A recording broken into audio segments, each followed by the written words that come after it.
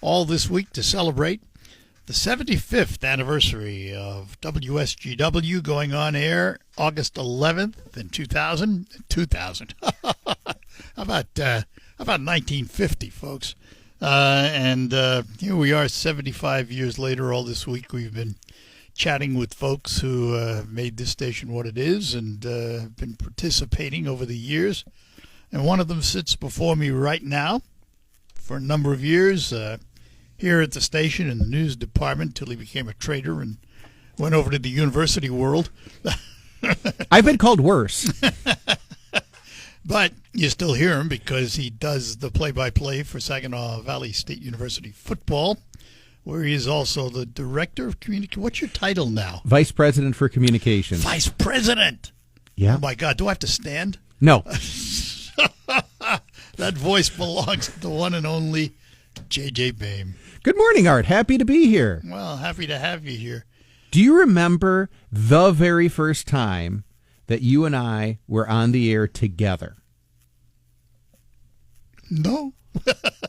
The 1996 Bay City River Roar. Oh, my goodness. I had started the station a couple of months prior. I had an interest in sports.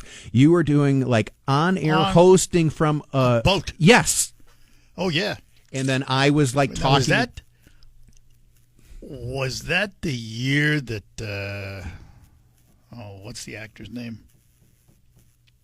Used to race Miami Vice.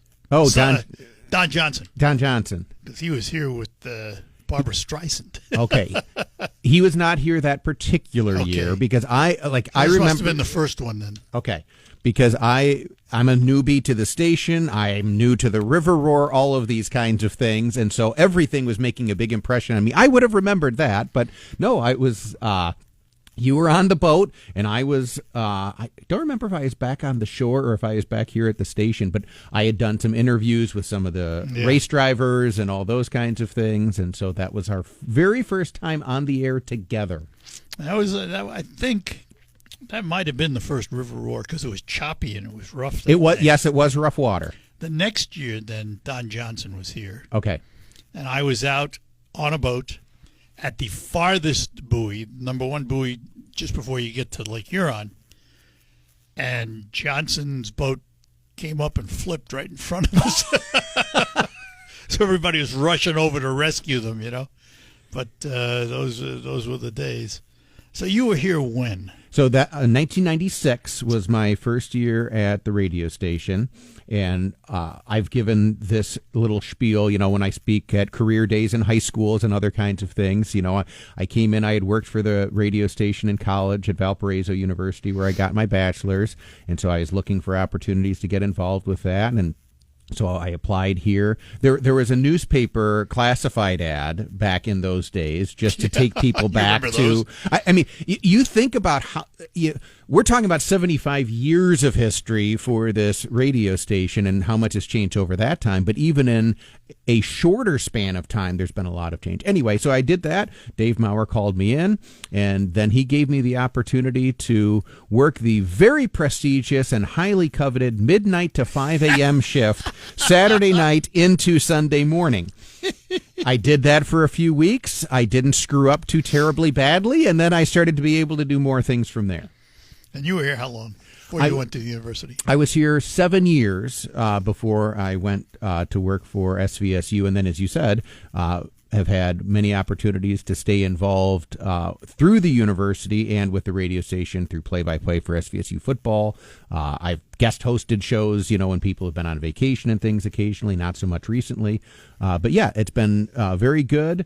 Built a lot of good relationships both within the radio station but also in the community through this radio station, because as you said, I was in the news department and for several years was a reporter. Then I became the assistant news director, and so you met with a lot of people all over this community, and I'm incredibly thankful for that, because now, again, in an external facing role for the university, I have an understanding and an appreciation for this community that, as someone who didn't grow up here, that I would not have had but for that experience.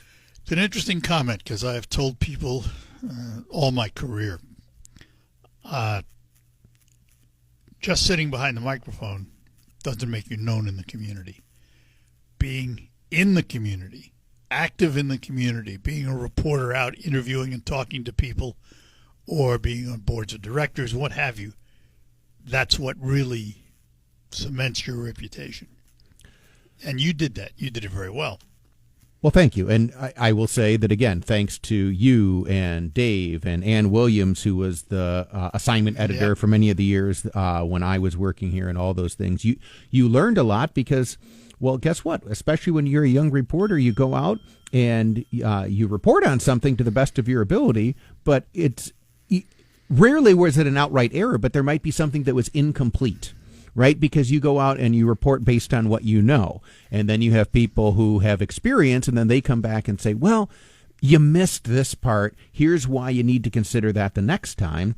And so I learned a lot as a result of that because of my work here at the radio station. That also gave me opportunities in the communities you were talking about. I broadcast high school sports for Saginaw Public Schools for at least a decade. I've been texting back and forth with Mike Manley, who was the PR guy for Saginaw Public Schools and who I did all those games with for many, many years. But just earlier this year, so sometime during the winter, I'm walking through the Meijer on Tittabawassee with my kids, and here's someone who's now working in Meijer who remembers those broadcasts from when he was younger. And I'm like, for my kids, it's kind of an interest. They're 10 and 12 for the listeners, and so it's interesting for them to kind of think back on it. But we've had so much great athletic talent come through this community, and I had a front row seat for a lot of that. That was an incredible blessing. Yeah. I was telling Mark Thomas, our manager, who, by the way, I have persuaded to come on tomorrow at 10 o'clock and talk about the future of radio. So we're talking about the past. Yeah. But I told him, I said, this week has been interesting. I have received more comment, run into more people. Last night I was at the Anderson Enrichment Center for a concert, outdoor concert. And a couple of people came up to me and said, "Oh, love hearing these old folks and hearing what's going on in the radio, and it brings back a lot of memories and things, And you tend to forget how important a piece of people's lives the station can be." Well, and so now in my role at SVSU, you get people who move to this community coming from elsewhere, and it's hard to explain to people in some cases what a radio station like WSGW means because it's a true heritage radio station. Yeah. There are a lot of people. It's a legacy. It is a legacy, and there's a lot of people who this is the station they turn on when they get up in the morning, and it's pretty much the only station that they listen to because it has a variety of programming. It still has local programming. It still has local news. It still has local talk shows like this where you get to hear from local people. Well, it's the only one in this area. It is the only one in this area, and in a lot of mid-sized markets all across the country, there are none. And I think that's a hole in those communities for community building. Okay? Because like you said, you go out to the Anderson Enrichment Center last evening, there's probably people there who share their opinion on X, Y, or Z with you. Yeah, or disagree. Correct. But because of that, you're more informed when you come to this microphone because you're hearing those varying perspectives and you're able to bring all of that with you. You've always had an incredibly diverse array of guests on your program to bring in those different perspectives so people get to hear from a variety of perspectives and are better informed. Well, I tell people it's a 24-hour job. If you do it right. Because if you do it right, and I've said this before, 1 or 2 o'clock in the morning, all of a sudden I'll wake up thinking of something that I wanted to talk about. I'll get up, go to the computer, find what I need, print it out, go back to bed. But you're always on. Well, and to your point, I mean, if you're doing, people will ask me sometimes, not as much recently, but especially in the earlier years after I was working at SVSU, people ask me, do you miss the news business? And I would say, well, I think if you are ever any good at it, there's a part of you that always misses it.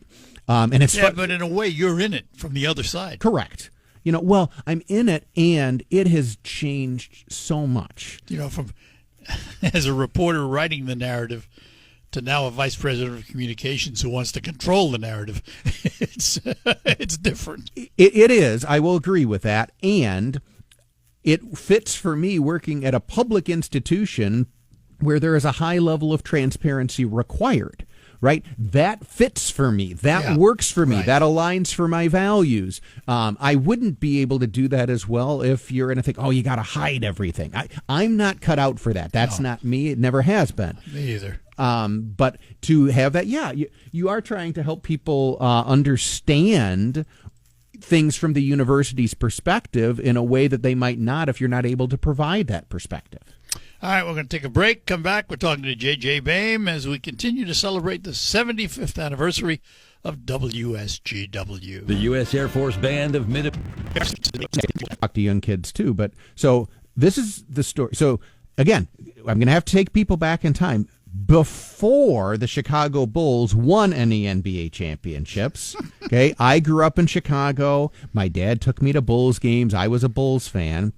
It's my first week, so classes haven't even started yet. Back then, as a freshman, you'd often move in ahead of everybody else, and we do a little bit of that. This was at Valpo? At Valpo, yep, and we do a little bit of this at SVSU, too. But anyway, so I'm just walking through the student union. A guy's got a Chicago Bulls baseball cap on. I say, nice hat. Well, it turns out he was the sports director of the campus radio station. He and I have this lengthy conversation. He goes, you ought to, come out and join the sports staff of the campus radio station. So I did. I succeeded him as sports director. I was able to do play-by-play for Valparaiso University, for football and basketball. I also became the PA announcer for the women's team at Valparaiso during that time, so I got a lot of exposure with that. And even though I graduated with a bachelor's degree in mathematics and a minor in German, I said to myself, I kind of like broadcasting. I'm going to go give this a shot. And so then I did that. And then shortly after I got hired in here, I also would do high school games for a little radio station that's no longer here, but there was a radio station in Sterling, Michigan. And so I would do high school football games for them on Friday nights. And so that's kind of how I got my foot. And sports was the draw, especially as a 17-year-old, wide-eyed freshman. But certainly the news part interested me. Hosting talk shows interested me. I like talking to people, and I'm a curious person. So a lot of it fit. There's the magic word in doing guest lecturing about interviewing and things of that nature. I tell them there's only one word you have to be, and that's curious. It'll take care of itself, Yes. So let me ask you this, JJ. What led you away from the studio into the university setting? Well, so there are a couple of things, right? So I will point out that, among the things I saw was, man, the people at this radio station have been here quite a while. Okay. One of them I'm talking to is still here.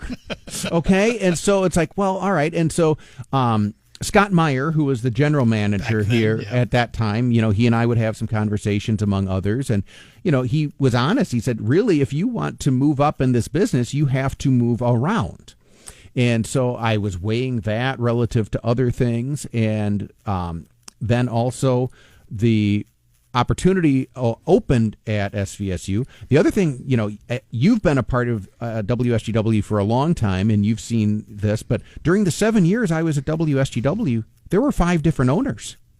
There was a lot of instability on the ownership side. The management that Dave Maurer and others provided was very consistent, but in terms of the ownership of the station, it changed frequently. And so did the front office. And then the business side of the operation. And so I saw all of that. And so when the PR job opened up at SVSU, I applied out of some sincere interest, but also out of some curiosity, to find out what would that be like. And I would probably have to say that the pay scale was different. Well, there was to a degree. To a degree, the pay scale was different, and those kinds of things, and it's really also about, okay, well, where do I see my life taking me? Do I want to be in this business where, again, I think he was here when all this was going on because, again, he had different stints at the station. But Cameron Knowles, he also had the experience of, all right, he was working here full time. He went down to WWJ in Detroit part time to get weekends and things to get experience in a bigger market. That allowed him to go to KTRH in Houston when he left here. So it's like, well, that's a path you can take. It's interesting. We're all different. Yep. My path was just the opposite. I didn't want the big markets anymore. I mean, I was freelancing in New York City, working in New Jersey. In New Jersey, our market covered over 3 million people. I mean, it's just the way it was. I didn't want it. I'm much happier here, not interested in moving to the big guys. I've had my opportunities over the years. But there's something about being in a community where you can be a part of the community, actually make a difference, as opposed to being a little tiny fish in a huge ocean.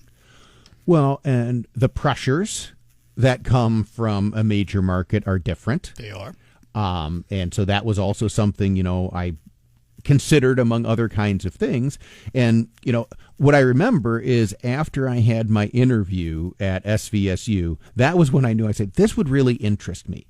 Because the other part of it is, the best part of my job that I rarely get to do directly anymore, it's more working through others that are part of our team. But when you get to help bring attention to some incredible thing that a student has done, that's incredibly gratifying.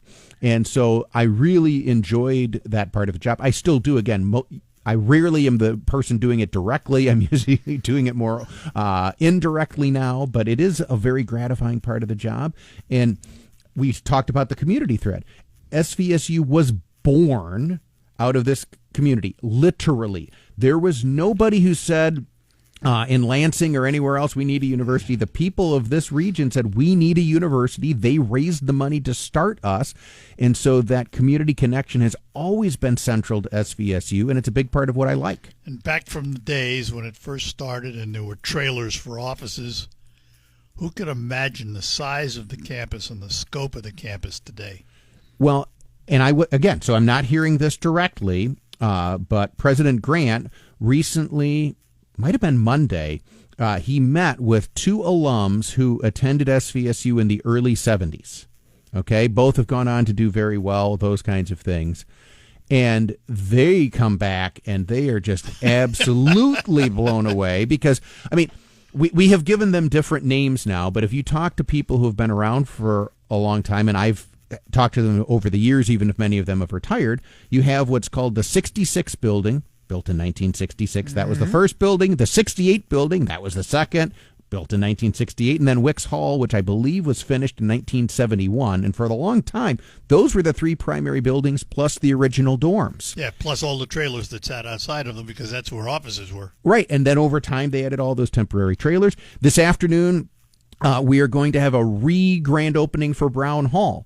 Okay. That was completed in 1986. And hadn't been renovated since, and so now it's going to be brought up to modern standards. It's going to have new labs. That'll be a great community event this afternoon. But you have to keep up with those things to make sure that the students you're preparing are ready for the workforce demands of today. And so it has transformed remarkably. We'll be back. We're talking to J.J. Boehm. More ahead. Join our team and join the fun. Thing had been uprooted, torn out the sidewalk, landed on this house, had crushed part of the second story of the house. I found the homeowner, and that was a child's bedroom. That child happened to be away at a sleepover that particular night. Yeah. And so human interest story, and it goes back to going out and actually going to the scene, talking to people. That's how you got that information. That incident, and if I'm not mistaken, it was that incident, got me into a book. Bill Bailey was the city manager. Oh, yeah. And I had him on my show for something else, but I kind of sandbagged him at the end because the city's communication on it was terrible. They didn't give us any notifications, warnings, nothing. And I called him on it. And he took exception, which I understood. But he wrote a book on, that management and communication. Media and all relations, that. yep. I unfortunately share a paragraph in that book about that incident. Well, and he was someone that I got to know quite well. Oh, yeah, and he was a great guy. Yeah, because I covered the Saginaw City Council for years. I still see him because he comes to the Crime Council every now and then at Saginaw Valley. Yep.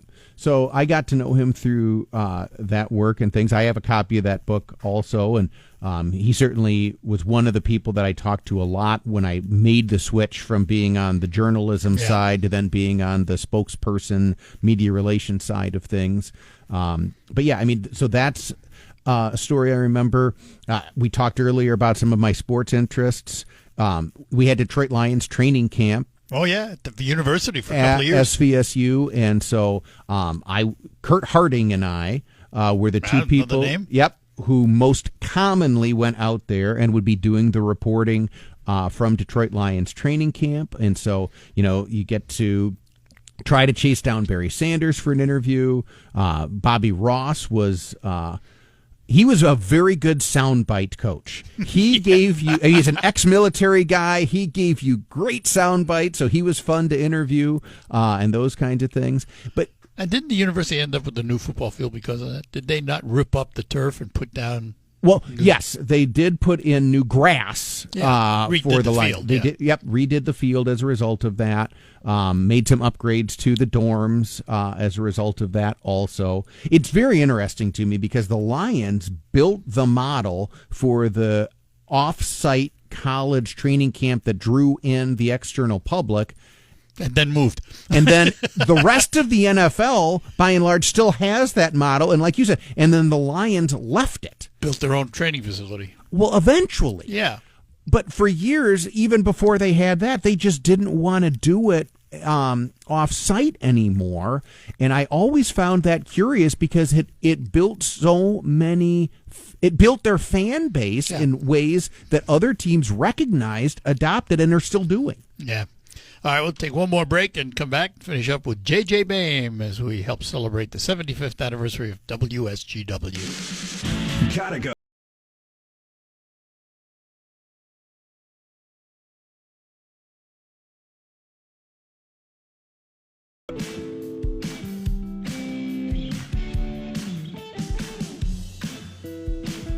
Back with you here on WSGW with J.J. Boehm, well known as a broadcaster, now the Vice President of Communications for Saginaw Valley State University.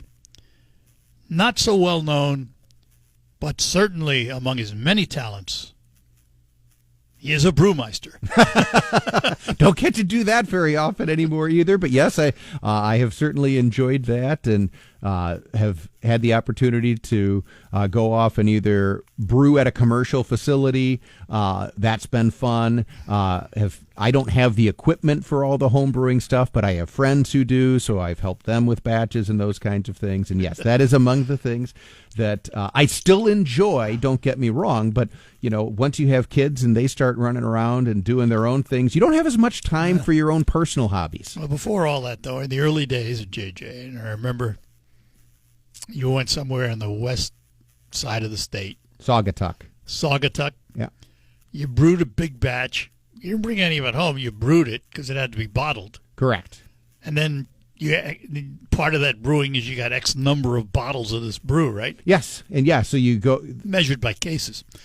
Yeah. And so, because what they had done, it was a good, I think they still do it, but it was a good business model where when they were first starting out as a very small brewing operation, they had these small copper kettles. And so as they moved to a bigger production facility, they kept those smaller kettles. And so, yes, I'm trying to remember if it was a 6-gallon batch or whatever it was. So, yes, a lot more than you would typically, have for something else. But, it's also not an exorbitant amount. And then, yes, you would go and you would brew it on their facility. And then they would store it for you, and you would come back 3 weeks later, and you would bottle it and take it home. But you did the bottling, so that was the other part of it. You did it all. You did the work. You did the work. You went back in where they kept all of the grains and the hops and all of those kinds of things. You measured all that out, so yeah, and then you worked the mash. It was fun. Where did you get your recipe? They had recipes, so they had a binder, and you could choose from the recipes. Did you sample what they tasted like before you brew? Oh, yeah. Ooh. Well, and so my favorite style is the Oktoberfest style. So did something that was kind of a cousin to that, because the Oktoberfest style is a lager, but that means you need to, the German word Lager means to put in storage. Okay, so in the old days, what they would do is they would brew it. They would take this huge barrel up into the ice caves in the Alps. They would let it sit there, and then they would bring it back down in harvest season. Okay, well, they didn't have lagering facilities, so you had to brew an ale, and use a top fermenting yeast rather than a bottom fermenting yeast, but brewed one that was in that style anyway, albeit an ale instead of a lager, and it turned out well. But that is my favorite brewing style, and we're very much coming up on Oktoberfest season, which I personally will enjoy. And you were smart enough to marry a young woman who agreed with you. Yeah, that certainly helped as well. So, but yeah, it's been fun, and we have here again. We talk about our community. We have one. I think it was the first, and I don't know if it is still the only, but we have an Oktoberfest in Frankenmuth that is sanctioned by the German government. Right.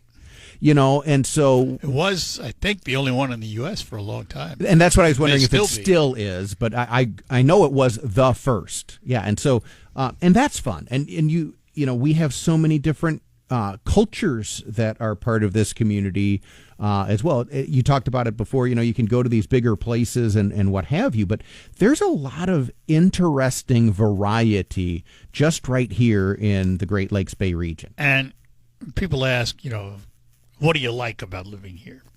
And my answer is always the same thing, the people, because there is such a divergence of people. And because of that, a divergence of cultures. And you're never bored. I mean, if you can't wake up and find something to do around here, you're not looking. Correct. And so you grew up in New York City, I grew up in the Chicago area. The other thing that I did immediately upon moving here is, well, okay, even though I was living in Saginaw at the time, it's like, to go do something in Bay City or go do something in Midland, I never thought anything of it. That's half an hour. Yeah. That's nothing. I used to have to ride a subway an hour and a quarter to go to work.